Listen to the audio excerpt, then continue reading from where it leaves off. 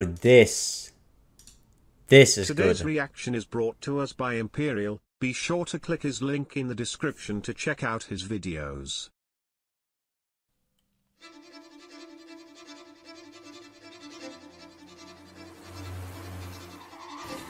A commando squad of militants have just sprung a daring trap on Vinzenzstadtstraße in the West German city of Cologne. They have intercepted the West German industrialist and business magnate Hans-Martin Schleyer and his security detail by rolling a baby carriage in front of their vehicles, forcing Schleyer's chauffeur to slam on the brakes, stopping on a dime. The police escort behind the front car are unable to slow down in time, and they crash into the back of Schleyer's Mercedes. It is at this point that 5 gunmen emerge from cover, dousing the 2 cars in a storm of bullets. 2 police officers attempt to return fire. What kind of crossfire is this, you fucking moron? What the fuck is this? Oh, I get it. It's just a graph. As in a storm of bullets. 2 police officers attempt to return fire, but they are outnumbered, outgunned, and pinned inside their car. They are sitting ducks. After a brief cacophony, the air clears of lead and gun smoke, revealing a gruesome scene: 3 police officers and the chauffeur dead, blood plastered on every surface.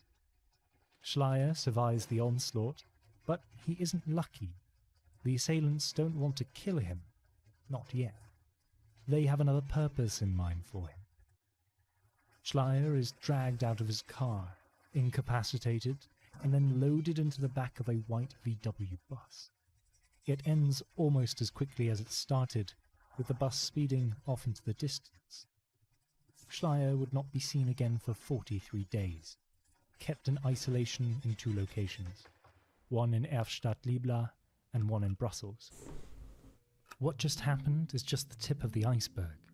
For months, the same militant gang that committed the Schleyer kidnapping terrorized West Germany. The Red Army faction, an extreme left-leaning militant organization who were anti-capitalist, anti-establishment, and in their own words, anti-imperialist, were the perpetrators. They had, since April of 1977, killed the West German Attorney General Siegfried Buback, attempted to kidnap, but ended up killing the CEO of the Dresdner Bank, Jürgen Ponto, and on the 25th of August, less than 2 weeks before the Schleyer kidnapping, attempted to fire rockets carrying a total of 1 kilogram of explosives into a government building out of which a West German federal prosecutor operated. Fortunately, the plan failed, because the timer meant to trigger the firing of the rockets was not properly set. Schleyer's kidnapping, the most recent in the chain of attacks, was part of a ploy to force the West German government to release members of the RAF who were being held in Stammheim prison. Most importantly, the gang's leader and founder, Andreas Baader. The imprisoned members had been found guilty of murdering 4 people and attempting to murder 39 more, alongside auxiliary charges of bombing US military emplacements in April of 1977. Having exhausted all legal options to secure their release, they resorted to extorting the West German government by abducting someone who they believed was the manifestation of all that was wrong with West Germany. A rich capitalist who had, during the Second World War, been an SS officer involved in the final solution. It was their hope that the government would fold to their demands to keep a West German citizen safe. Schleyer would be kept hostage for more than a month before the RAF resorted to more drastic measures. When the West German government, headed by Chancellor Helmut Schmidt, failed to respond to demands and imposed a media blackout, Is it usually more left-leaning people or right-leaning people that result or justify violent or drastic or radicalized measures to achieve their goals? Both. Historically. Both. I feel like it's both as well. That's what I feel as well.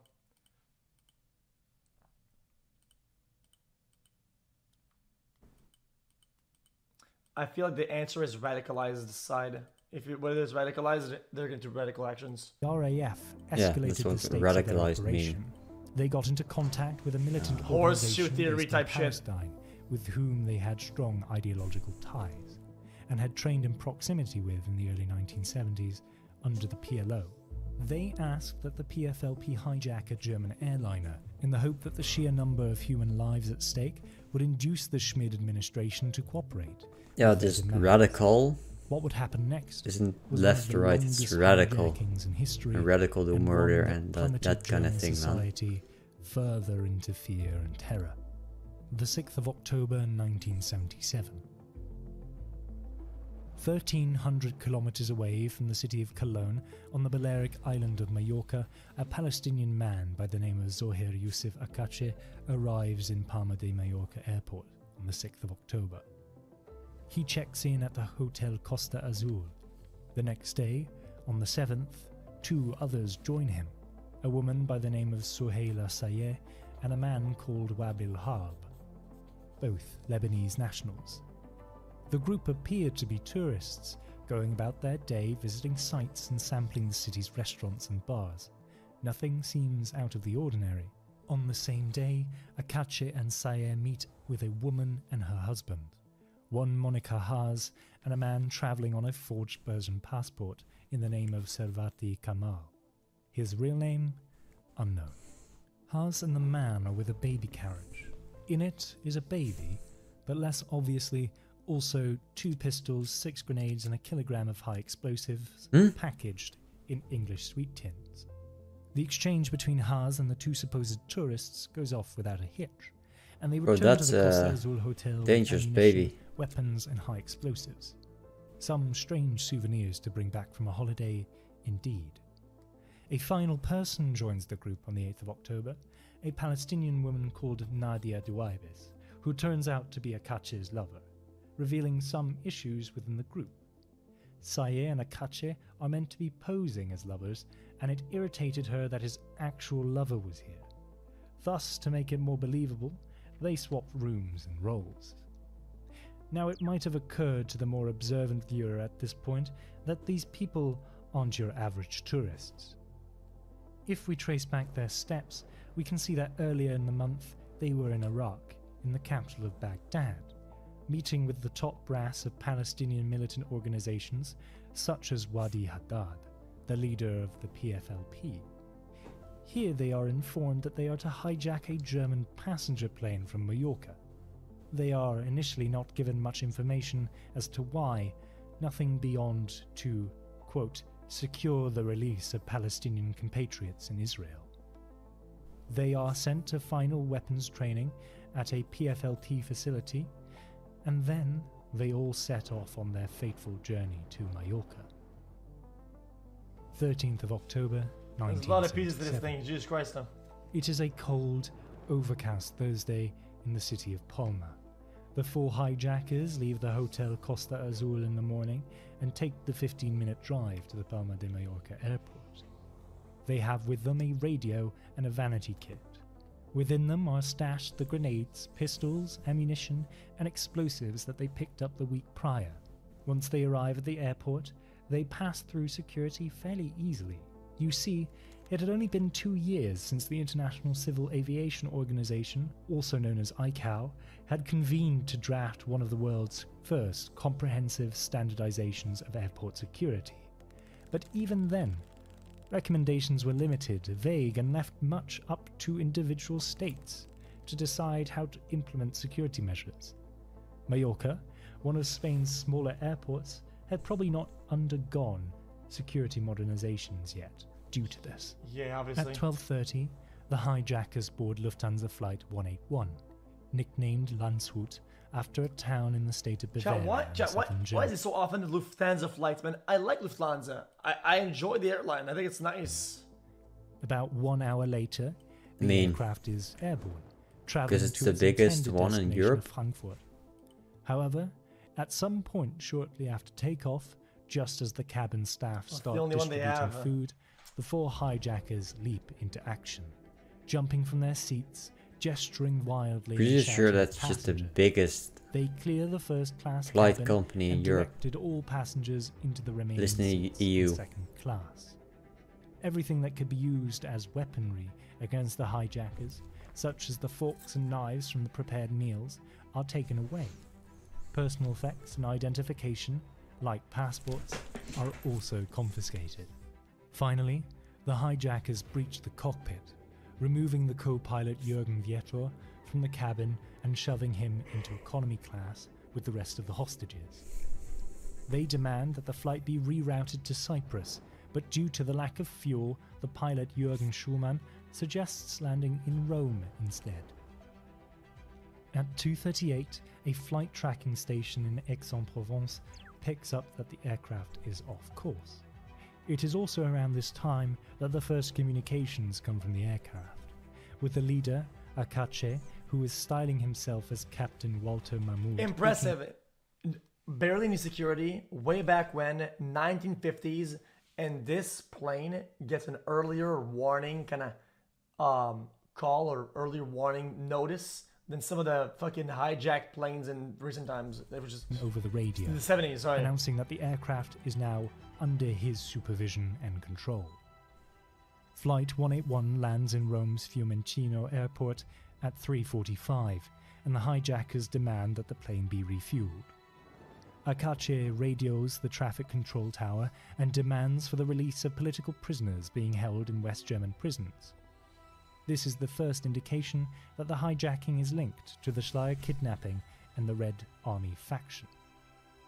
In Rome, the flight's captain, Schumann, drops 4 cigars out of the window to communicate to authorities how many hijackers are on board. Holy. This tactic works, and authorities correctly guess the intent. Smoking in the plane? By 5:45, the aircraft has been refueled What a is this, chad. Chad? sets a course for Cyprus's Nicosia airport. But mid-flight is informed by other Lufthansa pilots in the vicinity that Nicosia is non-operational. Presumably, this meant Nicosia would not allow the plane to land there. Instead, Flight 181 is redirected to Larnaca Airport, south of Nicosia. While this was happening, the West German government, headed by Chancellor Helmut Schmidt, mobilized the anti-terror task force known as GSG-9, Grenzschutzgruppe 9, and as soon as they were able, had them head for an intercept course to Cyprus. Once the aircraft had landed in Larnaca at 8:28, the hijackers again demanded to be refueled, otherwise they threatened to detonate the explosives they had on the aircraft. They also repeated their request for the release of German prisoners, as well as 2 more Palestinians held in Turkish prisons. While they were on the ground, the Cypriot foreign minister attempted to negotiate a release of, quote, women, children, and the sick, who were on the plane, but he made no headway. Following this, an unnamed man who claimed to be part of the Palestinian liberation movement in Cyprus attempted to talk to the hijackers' leader. However, Akache instantly barked a retort. "I do not care who you are. Whoever you are, I don't want to talk to you." In the background, the 30 GSG-9 officers had been en route to Cyprus on Flight 1231 and had landed on the island while Flight 181 was still there at around 9:20. However, they had landed at the British Akrotiri airbase some way southwest, presumably not to alert the hijackers. They were ultimately unable to reach the aircraft in time before it took off for its next destination, The fuck? and thus they relocated to Ankara for further instruction. Why didn't they land in some fucking At around some fucking wheat 10:50, field somewhere? The aircraft was yet again airborne and initially headed for Beirut, then Damascus, then Kuwait. They were denied landing permission by all 3 airports. They travelled for some time more before finally reaching Bahrain at 1:32 in the morning. They only stay here for just under 2 hours, again repeating the demands for the release of prisoners, further confirming the connection to the RAF, and setting a deadline for this ultimatum, threatening to blow the plane sky high by 9 AM on Sunday the 16th if the demands are not met. That gives only 2 days for the West Germans to organise a response. The plane departs Bahrain en route for Dubai International Airport at around 3:24 in the morning, but it is forced into a holding pattern. I'm confused why they didn't shoot it down at this point. I mean, guys, I hate to say shit like this, but I mean, the plane in the air, they could go into a building, into other places, whatever, and cause a lot more casualty than they would already have. It's literally a flying weapon. At around Civilians? Yeah, but I mean, dude. 3:24 in Guys, the morning, yeah, but it is forced into a holding pattern until shooting merely airborne minutes threats before they is run out not of fuel, they are permitted to land uncommon. at 5:51. It is now the 14th of October. More than 16 hours have passed since the aircraft left Mallorca and since it was hijacked. While they are stationed in Dubai, the hijackers make requests for water and food and continue to make demands. In West Germany, Chancellor Schmidt elects to send his state secretary, Hans-Jürgen Wisniewski, to Dubai, with an additional 31 GSG-9 officers. How and am I $4 bad in or evil? bargaining cash. Okay, then let's say that there's a thing, an airplane going to a building. You just go, brother. It is what it is. What it is. We can't kill the civilians. Sorry. Let's let more die in the good grace of not killing any civilians. Poggers. It's like the trolley problem. Do you intentionally kill 100 to save 1,000, or do nothing and lose 1,100? They board an Airbus 707 codenamed Oscar X-Ray in the afternoon and arrive in Dubai at around 11:35 in the evening. For the rest of the following day, Wisniewski is engaged in negotiations with the hijackers, but is unable to convince them to release the hostages or come to a compromise. After nearly 2 days on the aircraft, conditions are starting to become uncomfortable for the passengers, with them being forced to stay in their cramped seats at threats of violence if they move. The pilot Schumann is allowed to make a statement directed at Chancellor Schmidt over the radio at 7:50 in the morning on the 15th of October. The lives of 91 men, women and children on board this flight are at the mercy of your decision. You are our last and only hope. Wisniewski persuades the UAE Defense Minister Mohammed bin Rashid to allow a scouting operation on his territory, on the condition UAE forces are allowed to participate.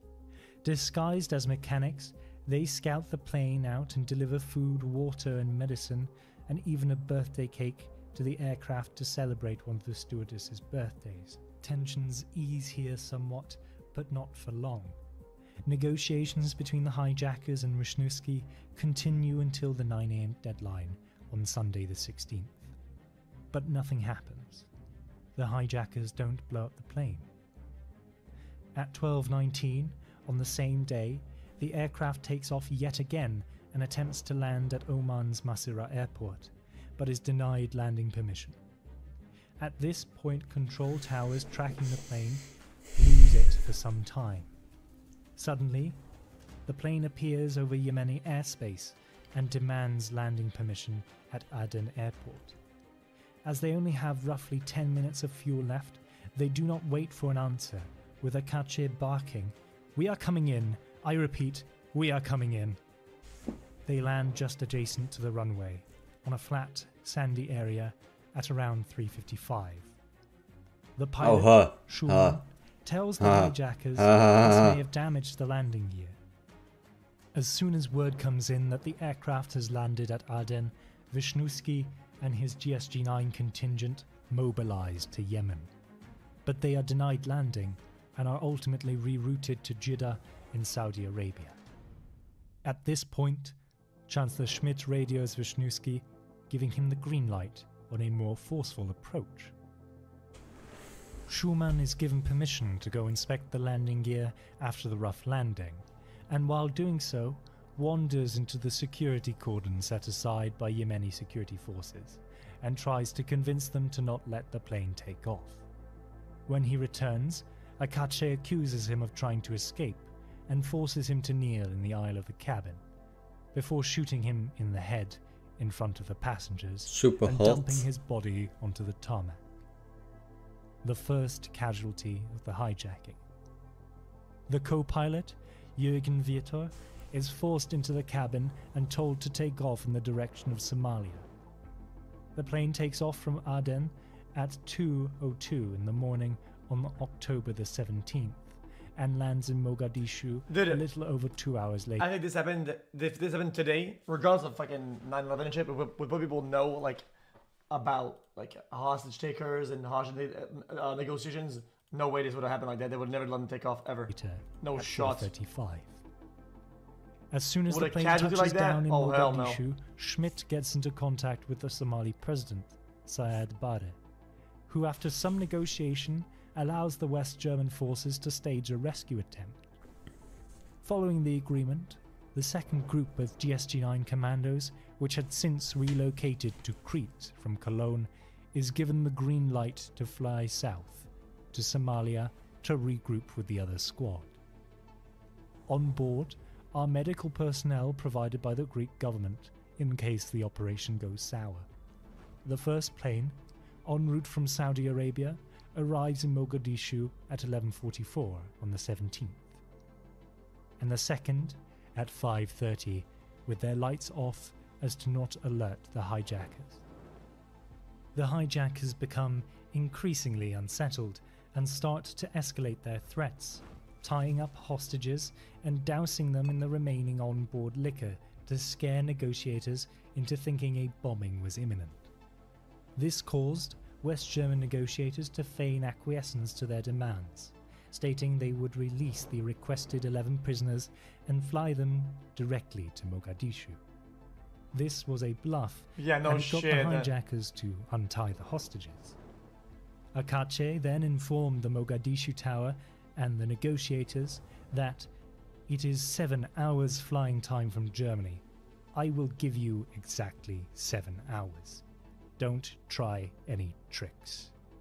He agreed to put off the ultimatum of blowing up the plane until 3:30 a.m. the next morning. So, the GSG-9 had only a few hours to strike before the hijackers realized there was something wrong. They struck quickly, setting their assault into motion at 5 minutes past midnight. Back in Bonn, a member of Schmidt's crisis group testified that just before and as the assault was occurring, the room was deathly silent. He stated, "You could have heard a speck of dust move." The suspense was palpable. Back in Mogadishu, the German forces are slowly creeping their way over to the plane, camouflaged in black to obscure their presence. The hijackers are completely unaware. They reach the underside of the aircraft and place explosive charges on the doors. Finally, a diversionary explosion on the runway is set off, and the GSG-9 group detonate their explosive. Sneak. Oh, flashbang. They place ladders on the side of the aircraft and quickly climb in, shouting, "Hinlegen, hinlegen," lie down, as they rush into the cabin and neutralize the hijackers. One, Nadia Dweibes, is shot and she crumples down into the toilet at the front of the plane. Akache is shot in the cockpit and slumps onto the center console, and Nadil Harb survives long enough to be dragged out of the plane and given medical attention. Smoked. But he dies at the scene. Smoked. Only one survives, Suhaila Sayeh, and she is brought out on a stretcher, asking the commandos to kill her. At the end of the assault, which took only 7 minutes, one commando had been injured by returning small arms fire, as well as 4 passengers and 1 stewardess. But no casualties, except, of course, for the pilot who had been murdered 2 days before. A call is made to Bonn. Mr. Wisniewski states over the phone, "Die Arbeit ist erledigt." Job is done. Holy. Chad.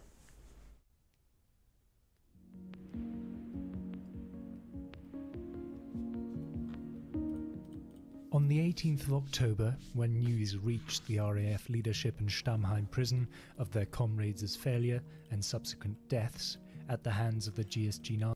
Oh, that's why you don't shoot it down. Case closed. Over. GG. You win the argument. You won the argument. GG. 3 people, Bada, Enslin, and Raspe, succeeded.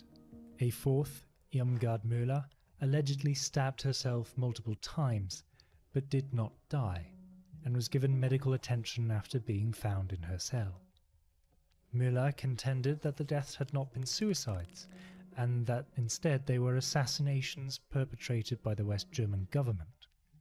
If this is true, no evidence to suggest this is the case has come to see the light of day, and it seems particularly strange that Müller was left to live and given medical attention if this indeed did happen. You'd think they'd want to tie up any loose ends. Once it had become clear the ploy to release the prisoners had failed, worse, they were dead, the RAF members who had kidnapped Hans-Martin Schleyer more than a month and a half prior decided to dispose of him. He had, to them, become dead weight and was no longer an asset. In a letter sent to French newspaper Libération on October 19th, the RAF declared, "We have, after 43 days, ended Hans-Martin Schleyer's miserable and corrupt existence. Mr. Schmid, who from the beginning of his power calculus speculated with Schleyer's life, can pick him up in the green Audi 100 with the Bad Homburger number plate on the Rue Charles de Pougy in Mulhouse."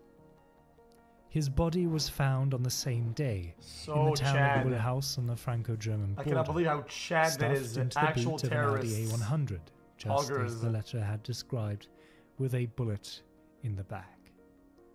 The Red Army faction continued to Terrorism, operate following poggers, this, but Chad. as Gillian Becker, a historian who covers the Red Army faction, notes, their ranks had been heavily decimated.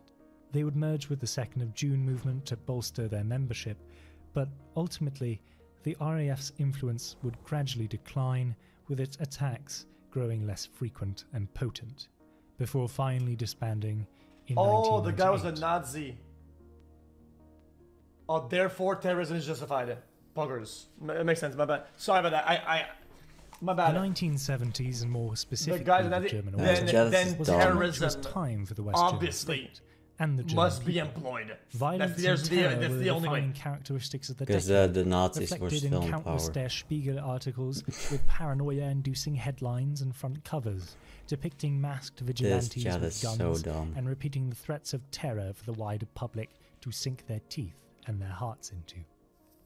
Police checkpoints, news bulletins, perennial bomb threats, constant reminders to be vigilant and to keep an eye out for the wanted members of the RAF, their posters plastered on every street corner. It is no wonder that this period is a site of trauma in German history.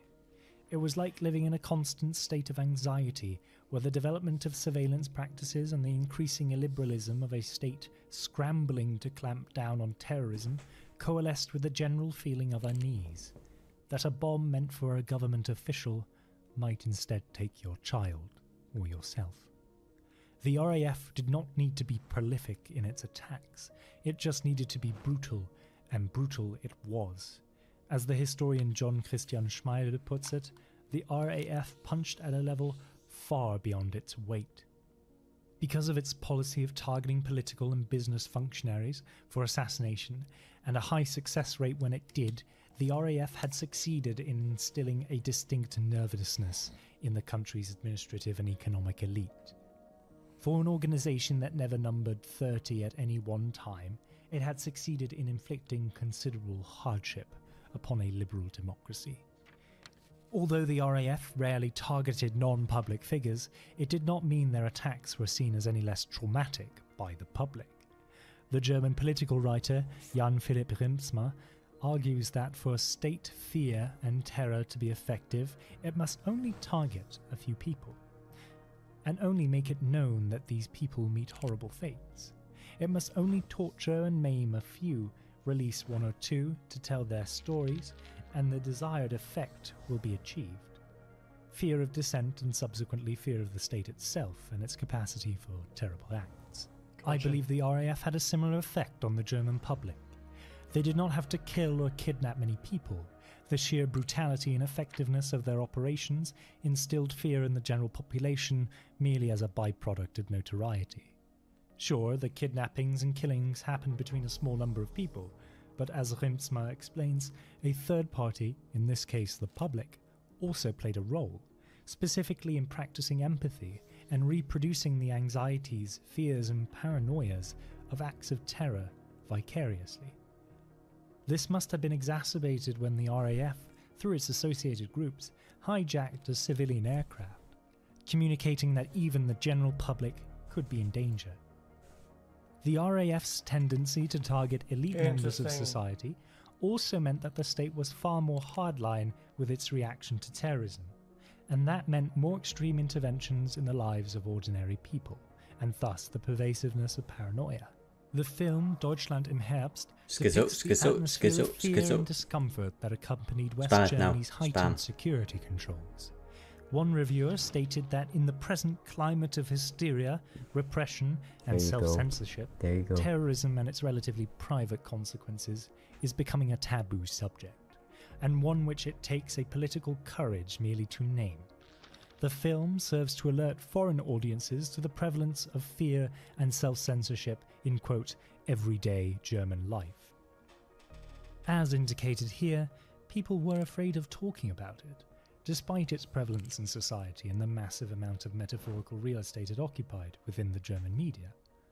This strange mixture of increased state control, terrorism and a general atmosphere of political upheaval reminded many, particularly West Germany's liberals, of the still in living memory decline of the Weimar Republic and the rise of the Nazi Party. The justification for the centralization of power in this period was also grounded in the supposed threat to the state following the Reichstag fire of 1933. And as such, some were wary of the heightened authority that the Bundestag was gaining. Others, more concerned with the threats of violence and instability, the more politically conservative and reactionary, became increasingly impatient with protest. I remember the things I always remember the things that I learned in videos. I think it's very interesting. I find the opinionated parts. It's mostly factual, slightly opinionated in a wording. So it's objective to the reporting of what happened, I assume, through facts and whatever. But it's opinionated through wording. I'll keep... thought more should be done to curtail political deviance.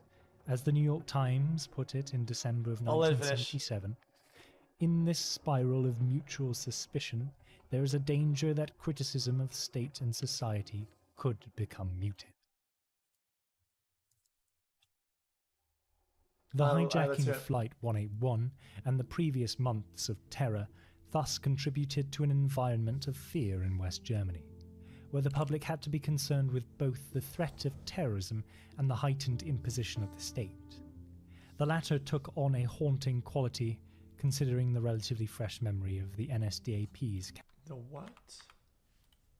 threat of terror of fear in West Germany, where the public had to be concerned with both the threat of terrorism and the heightened imposition of the state. The latter took on a haunting quality, considering the relatively fresh memory of the NSDAP's campaigns of political repression in Weimar Germany and then Nazi Germany. The strange convergence of the two also caused some to self-censor and render terrorism a taboo subject.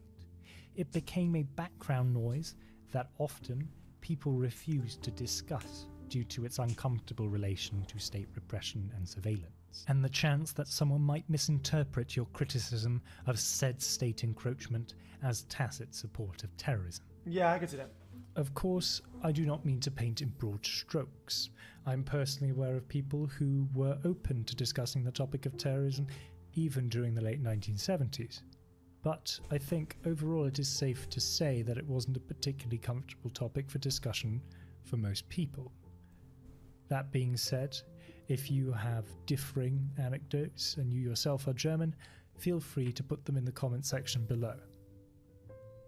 Today, the terrorism of the 1970s is no longer a taboo subject. However, the period is still carved into the German public consciousness. In 2016, when a slew of terror attacks shook Germany and wider Europe to its foundation, the first point of reference for many German media outlets was of course the events of 1977, a testament to the resilience of the German autumn and its prominence in the collective memory of terrorism. Germany has done what it can to bring closure to the period by prosecuting and bringing to justice those that perpetrated the attacks, and although a few have eluded the courts, the vast majority were caught or de-radicalized.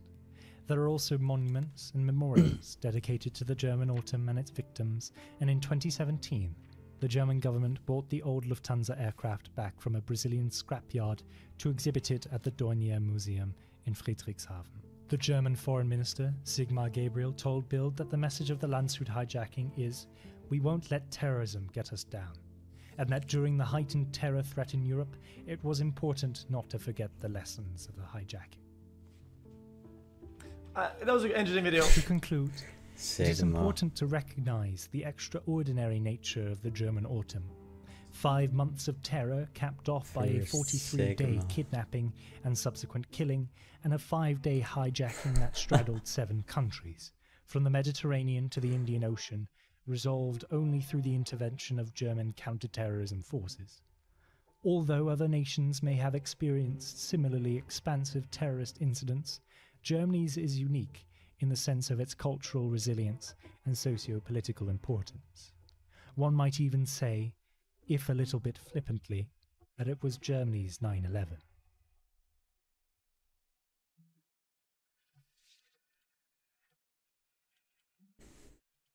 Or could have been.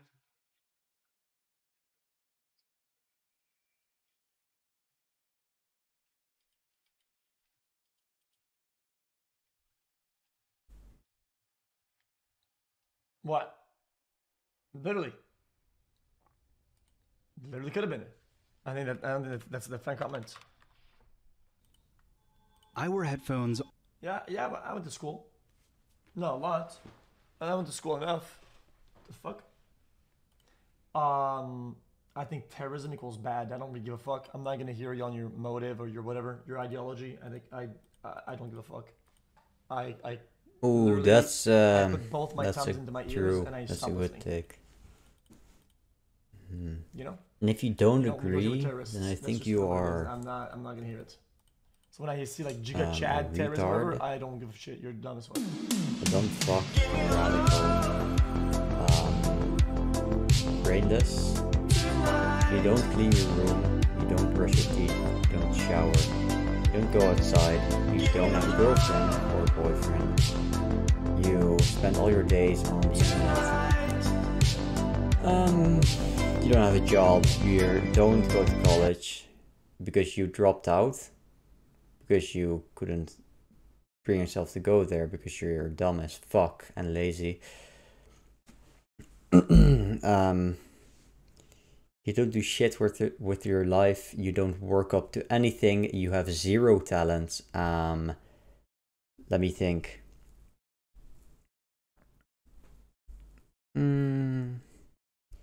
You don't love your parents even though they love you. You haven't seen your family in years. Your siblings don't talk to you. You don't talk to your siblings. You're fat as shit and you're ugly. That's about it.